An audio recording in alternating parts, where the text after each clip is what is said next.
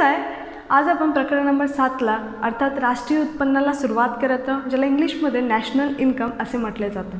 या अगोदरचं जे प्रकरण आहे, प्रकरण नंबर 6 निर्देशांक, हे जेव्हा माझ्याकडे कोल्हापूर युनिव्हर्सिटीची नोट्स येईल, कारण कोल्हापूर युनिव्हर्सिटींना सुद्धा BCom फर्स्ट इयरला हे चॅप्टर आहे निर्देशांक, त्यामुळे मला त्यांनाही शिकवायचं आहे, त्याच्यामुळे मी ते चॅप्टर कोल्हापूर युनिव्हर्सिटीचे नोट्स मला मिळाले तसेच मी सुरू करेल. सो 12वीच्या विद्यार्थ्यांनी टेन्शन घ्यायचं कारण नाही, मी ते चॅप्टर घेणार आहे जसे मला नोट्स मिळाले तसे. ठीक आहे. सो प्रकरण नंबर 7ला सुरुवात करत राष्ट्रीय उत्पन्न. हे सुद्धा चॅप्टर BCom फर्स्ट इयरला व्यावसायिक अर्थशास्त्र या सब्जेक्टमध्ये आहे. ठीक आहे. नागपूर युनिव्हर्सिटीमध्ये आहे. बाकीचे जे युनिव्हर्सिटीचे स्टुडंट आहेत त्यांनी आपल्या सिलेबसमध्ये बघा की राष्ट्रीय उत्पन्न हे चॅप्टर तुम्हाला आहे किंवा नाही, असेल तर खूपच छान. ठीक आहे. राष्ट्रीय उत्पन्नाला सुरुवात करूया. हाय, मी प्रोफेसर निशा, निशा अकॅडमीमध्ये तुमचं वेलकम. जर तुम्ही कॉमर्स स्टुडंट असाल आणि चॅनलवर नवीन असाल तर नक्की या चॅनलला सबस्क्राईब करा, बेल आयकॉन प्रेस करायला विसरू नका, जेणेकरून येणाऱ्या प्रत्येक व्हिडिओची नोटिफिकेशन तुम्हाला मिळत राहील. तुम्ही मला इंस्टाग्रामवरही फॉलो करू शकता. माझं युजर नेम आहे निशा अकॅडमी 94. तुम्ही मला टेलिग्रामवरही फॉलो करू शकता, लिंक डिस्क्रिप्शन बॉक्समध्ये दिली आहे.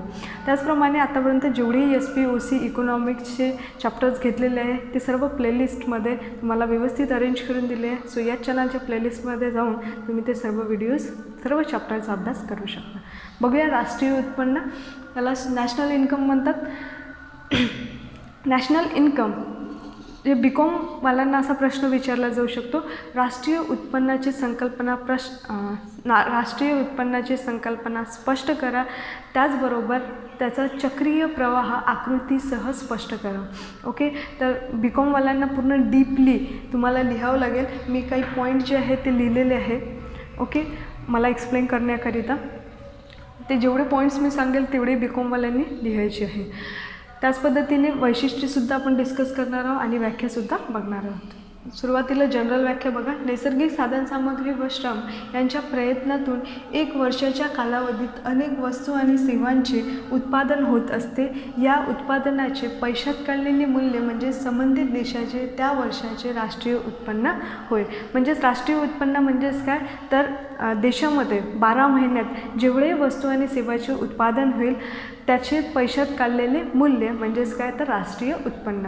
राष्ट्रीय उत्पन्न ही संकल्पना जसजसं आपण शिकत जाऊ तसं तुम्हाला ते समजत जाईल.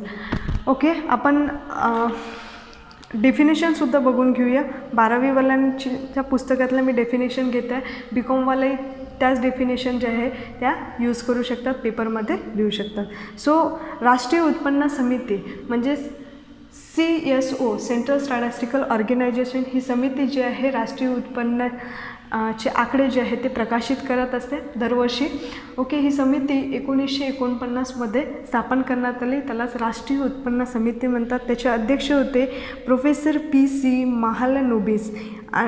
ठीक आहे. त्याच पद्धतीने 2 सदस्यही होते, प्रोफेसर DR गाडगीळ आणि डॉक्टर VKR V राव हे सदस्य होते. म्हणजे असे 3 मिळून समिती स्थापन केली गेलेली होती. या समितीने व्याख्या दिलेली आहे, राष्ट्रीय उत्पन्न म्हणजे एखाद्या विशिष्ट कालखंडात, म्हणजेच तेच 12 महिने आर्थिक वर्ष, त्याला वित्तीय वर्ष म्हणतात. ते भारतामध्ये वित्तीय वर्ष 1 एप्रिल ते 31 मार्च, म्हणजे सर्व कंपनींचे जे अकाउंट्स आहेत ते 1 एप्रिल ते 31 मार्च याच काळातले असतात. ठीक आहे. त्याच काळात राष्ट्रीय उत्पन्नसुद्धा काउंट केलं जातं. निर्माण करण्यात आलेल्या वस्तू आणि सेवाचे दुहेरी मोजदान होऊ न देता केलेले मापन. राष्ट्रीय उत्पन्न मोजताना म्हणजेच एखादी वस्तूचे मोजमाप करताना किंवा सेवेचे मोजमाप करताना ती डबल मोजल्या जाऊ नये. ठीक आहे, ही पहिली अट आहे. डबल मोजलं जाऊ नये याचा अर्थ काय, फॉर एक्झाम्पल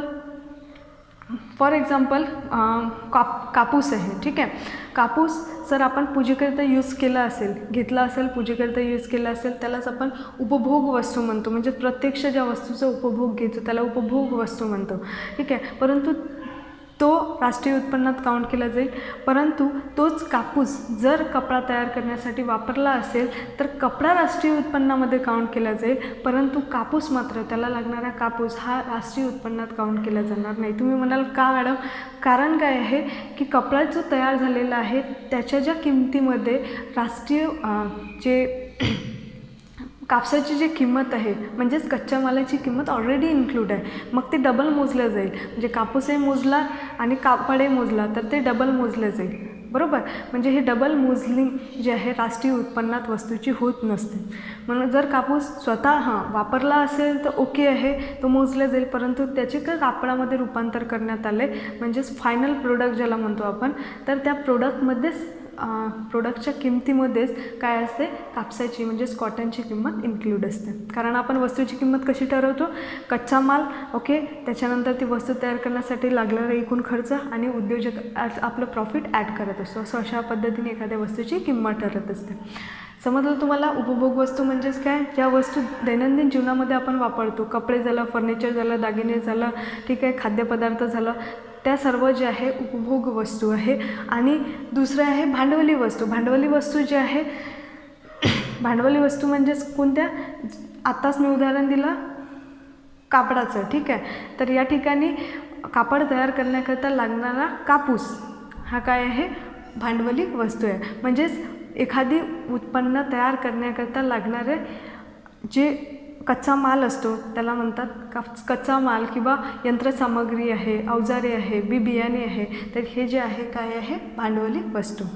म्हणजेच उपभोग वस्तू तयार करण्यासाठी ज्या वस्तू लागत असतात, ठीक आहे, कच्च्या वस्तू लागत असतात किंवा ती वस्तू तयार करताना जी मशिनरी लागत असते तिला म्हणतात भांडवली वस्तू. कळलं. दुसरं एक उदाहरण घेऊया आपण, नेहमी घेतो ते साखरेचं, ठीक आहे. साखरेकरता लागणारा ऊस हे काय झालं, भांडवली वस्तू झालं. ऊसापासून बनलेली साखर हे काय झाले, उपभोग वस्तू झालं, ठीक आहे. त्याच पद्धतीने असे अनेक उदाहरणं आहेत, तुम्ही घेऊ शकता, ठीक आहे. असं ब्रेड आहे, ब्रेड आपण जर त्याचा उपभोग घेत असेल, चायसोबत खात असेल ब्रेड, तर ते झाली उपभोग वस्तू. परंतु तोच ब्रेड जर सँडविच तयार करण्याकरता यूज केला जात असेल तर सँडविच हे फायनल प्रोडक्ट झालं, ठीक आहे.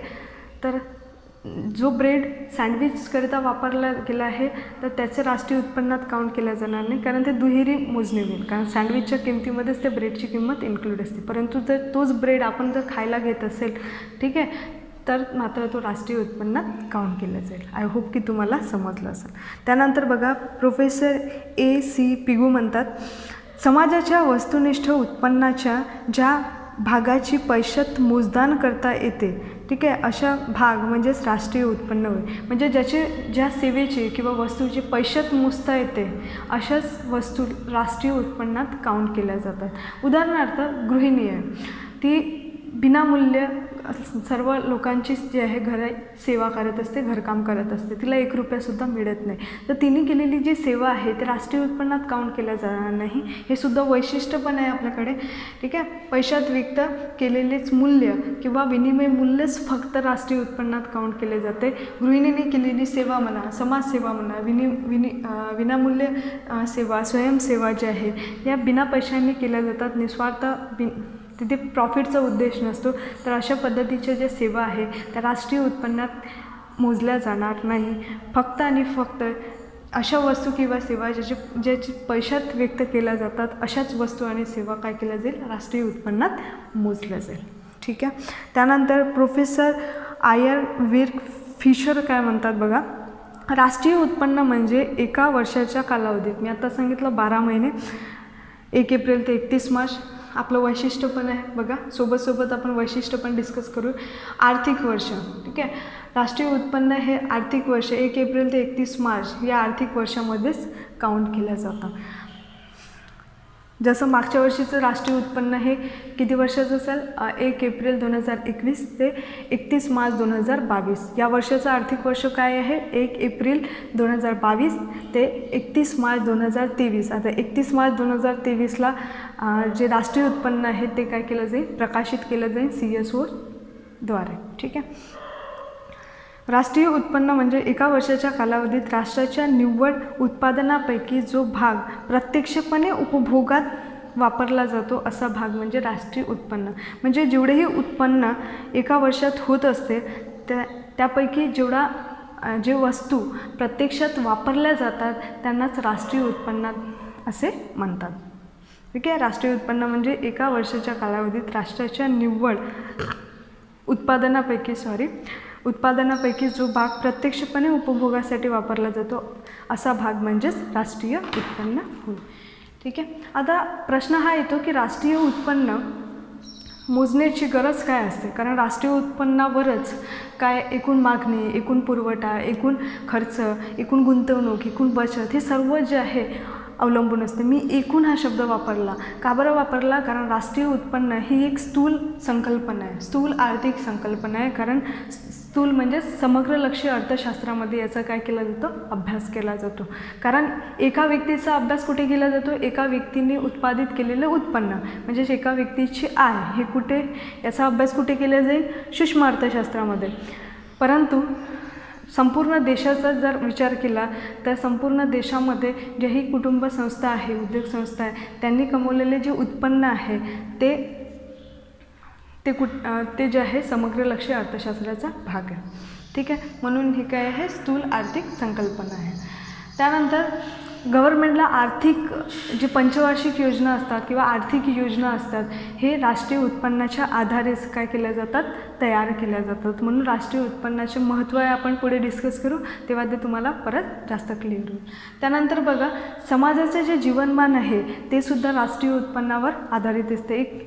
ज्या देशाचे राष्ट्रीय उत्पन्न हे सर्वात जास्त असते म्हणजे जे विकसित देश आहे तिथल्या लोकांचं जीवनमान बघा, विकसनशील ज्याचं राष्ट्रीय उत्पन्न हे दिवसेंदिवस वाढत आहे म्हणजेच विकसनशील भारतासारखा जो देश आहे त्याचा तिथल्या लोकांचं जीवनमान बघा, आणि जे अविकसित देश आहे ज्यांचं राष्ट्रीय उत्पन्न विकसित देशापेक्षा खूपच कमी आहे अशा देशाचं लोकातील जीवनमान बघा, तुम्हाला फरक आढळून येईल. ठीक आहे. ज्या देशाचं राष्ट्रीय उत्पन्न सर्वात जास्त आहे त्यांचं जीवनमान, त्यातल्या लोकांचा राहणीमानाचा दर्जा हा चांगला असतो. ठीक आहे. त्यानंतर बघा, जेवढं व्यक्तिगत उत्पन्नाला महत्त्व आहे तेवढंच राष्ट्रीय उत्पन्नाला सुद्धा महत्त्व असते. एका व्यक्तीचं उत्पन्न, फॉर एक्झाम्पल एक व्यक्ती 1 लाख रुपये कमवत असेल, ठीक आहे, त्याचं जीवनमान बघा, तो फक्त आपल्या आर्थिक गरजा पूर्ण करू शकेल. परंतु जो व्यक्ती 10 लाख रुपये कमवतो तो आर्थिक गरजा पूर्ण करून गव्हर्नमेंटला टॅक्स देऊन एक लक्झरियस लाईफ जगू शकतो. त्याच पद्धतीने राष्ट्रसुद्धा आहे. एक राष्ट्र ज्याचं राष्ट्रीय उत्पन्न जास्त असेल ते तिथले लोक जे आहे ते लक्झरियस लाईफ जगत असतात. त्यानंतर देशाची प्रगतीचा वेग जो आहे राष्ट्रीय उत्पन्नावर अवलंबून असतो. आपल्या देशाचं राष्ट्रीय उत्पन्न तुमच्यासाठी होमवर्क आहे. तुम्ही मला 2021 1 एप्रिल 2021 ते 31 मार्च 2022 म्हणजेच मागल्या वर्षीचं राष्ट्रीय उत्पन्न किती होतं कमेंट बॉक्समध्ये मला नक्की सांगा. कुठे बघाल, CSO किंवा तुम्ही गुगलवरही सर्च करू शकता. ओके. एवढं माहिती आहे मला की मी तुम्हाला एवढं सांगते की 19% जे आहे ते राष्ट्रीय उत्पन्न 2020-21च्या कंपॅरिझनमध्ये 19% 2021-22चं जे राष्ट्रीय उत्पन्न आहे ते वाढलं आहे. ठीक आहे. ते किती आहे आकडा ते तुम्ही मला कमेंट बॉक्समध्ये कमेंट करा. हे तुमच्यासाठी होमवर्क आहे. त्यानंतर राहणीमानाचा दर्जा ऑब्वियसली वाढतो. तर राष्ट्रीय उत्पन्न आणि राष्ट्रीय संपत्ती या दोन्ही कन्सेप्ट समजून घ्या. राष्ट्रीय उत्पन्न म्हणजेच काय आणि राष्ट्रीय संपत्ती म्हणजेच काय हे दोन्ही वेगवेगळ्या टर्मिनॉलॉजी आहे. राष्ट्रीय उत्पन्न ही एक प्रवाही संकल्पना आहे. वैशिष्ट्य पण आहे आपल्याकडे बघा, प्रवाही संकल्पना आहे. म्हणजेच या ठिकाणी 2 घटक आहे. एक आहे कुटुंब संस्था आणि दुसरं आहे उद्योग संस्था. उद्योग संस्था वस्तू आणि सेवेची निर्मिती करते. त्याकरिता कुटुंब संस्था म्हणजेच आपल्यासारखे जे लोक आहे ते ॲज एम्प्लॉय म्हणून उद्योग संस्थेत काम करत असतात. काही लोक जे आहे जागा जे आहे त्या उत्पादन करण्याकरता रेंटवर देतात. त्यानंतर पैसे काही लोक जे आहे आपलेच पैसे जे आहे ते उद्योजकांना बँके थ्रू किंवा insurance company through, mutual fund through जे आहे उद्योग संस्थेपर्यंत जात असते. म्हणजे पैशाची पुरवणूक आपणच करत असतो, कुटुंब संस्था करत असतात. त्याच पद्धतीने आपल्यापैकीच कोणीतरीच उद्योग करत असतो. म्हणजेच उद्योग संस्था हे वस्तू आणि सेवांचं उत्पादन करते. कुटुंब संस्था या काय करतात, भूमी, श्रम, भांडवल आणि संयोजक हे जे उत्पादनाचे घटक आहे ते उद्योग संस्थेला पुरवतात. आणि त्याच्या बदल्यात काय मिळते, कुटुंब संस्थेला नफा, व्याज, ठीक आहे, त्याच्यानंतर खंड हे सर्व काय मिळते, मोबदला मिळते. आणि याच मोबदल्यात म्हणजेच उत्पन्नातून परत काय केलं जातं, उद्योग संस्थेने जे वस्तू आणि सेवेचे उत्पादन केलं आहे त्या खरेदी करत असतात. म्हणजे असं चक्र जे आहे आपण पुढे याची आकृती पण डिस्कस करणार आहोत, यालाच प्रवाह चक्र म्हणतात. ठीक आहे, राष्ट्रीय प्रवाह चक्र. तर ही प्रवाही संकल्पना आहे, म्हणजे लोकांच्या ज्या गरजा आहेत त्या कधीच संपत नाही. ठीक आहे, आणि उद्योजक हे वस्तूंचं उत्पादन सतत लोकांच्या गरजा पूर्ण करण्यासाठी करत असतात. म्हणून ही एक संकल्पना कशी आहे, प्रवाही संकल्पना आहे. हे राष्ट्रीय उत्पन्नाचं वैशिष्ट्यसुद्धा आहे. त्यानंतर राष्ट्रीय संपत्ती म्हणजेच काय, तर 12 महिन्यामध्ये लोकांकडे जो वस्तूंचा साठा असतो, साठ्याला काय म्हणतात, राष्ट्रीय संपत्ती म्हणतात. ठीक आहे, BComवाल्यांना पूर्ण डिटेलमध्ये लिहावं लागेल, 12वीवाल्यांना एवढं डिटेलमध्ये लिहिण्याची गरज नाही. त्यानंतर पैशाशी संबंधित आता सांगितलं, ज्याचा पैशाशी संबंधित असतो. ठीक आहे, असेच व्यवहार काय केले जातात, राष्ट्रीय उत्पन्नात मोजले जातात. ज्या समाजसेवा आहे किंवा एखादी बेरोजगार आहे त्याला जो मिळणारा बेकारी भत्ता आहे, ठीक आहे, तो राष्ट्रीय उत्पन्नात काउंट केला जाणार नाही. म्हणजेच बघा, हस्तांतरित उत्पन्न जे आहे राष्ट्रीय उत्पन्नात मोजले जात नाही, हे वैशिष्ट्य आहे. जसं बेकारी भत्ता आहे, निवृत्त लोक आहे जे काम करत नाही पण त्यांना पैसे मिळते. ठीक आहे, तर असे जो वेतन आहे ते राष्ट्रीय उत्पन्नात मोजलं जाणार नाही. अवैध व्यवहार जे इनलिगल व्यवहार आहे, ठीक आहे, ते सुद्धा राष्ट्रीय उत्पन्नात मोजले जाणार नाही. तर वैशिष्ट्य काय आहे, हस्तांतरित उत्पन्न मोजले जात नाही. त्यानंतर एकाच वस्तूची पुनर्मोजणी मी आताच सांगितलं, उदाहरण पण दिले, ऊसाचं उदाहरण दिलं. सोयाबीनपासून तेल तयार केलं जाते, त्यामुळे सोयाबीनची जी मोजणी आहे राष्ट्रीय उत्पन्नात होणार नाही. ठीक आहे, तर कारण सोयाबीन ऑलरेडी त्या तेलाच्या किमतीमध्ये सोयाबीनची किंमत इन्क्लूड असते. त्यानंतर बघा, समग्र अर्थशास्त्राच्या अभ्यासात महत्त्वाचा आहे राष्ट्रीय उत्पन्नाचा अभ्यास जो आहे समग्र अर्थशास्त्रामध्ये महत्त्वाचा आहे. राष्ट्रीय उत्पन्नावरच एकूण उत्पादन, एकूण मागणी, एकूण बचत, एकूण गुंतवणूक, एकूण खर्च, ठीक आहे, हे सर्व अवलंबून असते. त्यानंतर उपभोग वस्तू बघा, उपभोग वस्तू म्हणजेच काय आता समजून सांगितलं, ज्या वस्तू प्रत्यक्षपणे आपण वापरतो, ज्याचा उपभोग रोज घेतो त्याला म्हणतात उपभोग वस्तू. आणि भांडवली वस्तू म्हणजेच काय, उपभोग वस्तू तयार करण्यासाठी लागणाऱ्या वस्तूला भांडवली वस्तू म्हणतात. या ठिकाणी मी आत्ताच उदाहरण घेतलं सोयाबीन, हे काय भांडवली वस्तू आहे. तर तेल, सोयाबीनपासून जे खाद्यतेल बनतं ते आहे उपभोग वस्तू. ठीक आहे, उपभोग वस्तू. त्यानंतर वैशिष्ट्य बघितले, स्थूल आर्थिक संकल्पना. राष्ट्रीय उत्पन्नात अंतिम वस्तू व सेवांचे मूल्य दुहेरी मोजमाप टाळले जाते, आत्ताच सांगितलं मी तुम्हाला. निव्वळ समग्र मूल्य म्हणजेच काय, तर जसं यंत्रसामग्री आहे म्हणा, वस्तू तयार करण्याकरता यंत्राची गरज नसते आणि यंत्राची काय होते, झीज होते. तर राष्ट्रीय उत्पन्नामध्ये जी झीज आहे ती काय केली जात नाही, काउंट केली जात नाही. म्हणजे 10 लाखाची मशिनरी असेल, 1 लाख त्यावर घसारा असेल, तर तो 1 लाख घसारा मायनस करून जे 9 लाख येते तेच राष्ट्रीय उत्पन्नामध्ये काउंट केलं जाईल. त्यानंतर बघा, विदेशी निव्वळ उत्पन्न. विदेशी निव्वळ उत्पन्न म्हणजेच काय, तर जेही देशामध्ये, भारत देशामध्ये जे उत्पन्न तयार होते तेच, ज्या सेवा तयार होतात त्याच फक्त आणि फक्त काय केल्या जातात, राष्ट्रीय उत्पन्नात काउंट केल्या जातात. जे बाहेरून माल आणला, ठीक आहे, दुसऱ्या देशातून जर माल आणला असेल म्हणजे आयात केली असेल तर ते मायनस केली जाते राष्ट्रीय उत्पन्नामधून. परंतु जर देशातून माल बाहेर गेला असेल तर ते मात्र प्लस केला जातं. ठीक आहे, ज्या देणी असेल त्या मायनस होतात, ज्या इनी असेल, ठीक आहे, म्हणजे रिसिप्ट असेल त्या प्लस केल्या जातात. म्हणजेच एवढं लक्षात ठेवायचं आहे की भलेही दुसरी कंपनी, दुसऱ्या देशाची कंपनी, सॅमसंग, ॲपल या दुसऱ्या देशातल्या कंपनीज आहे, परंतु इंडियामध्ये जर उत्पादन करत असेल तर ते उत्पादन राष्ट्रीय उत्पन्नात काउंट केलं जातं. ठीक आहे, त्यानंतर आर्थिक वर्ष. तुम्हाला माहिती आहे राष्ट्रीय उत्पन्न हे आर्थिक वर्षात मोजले जातं.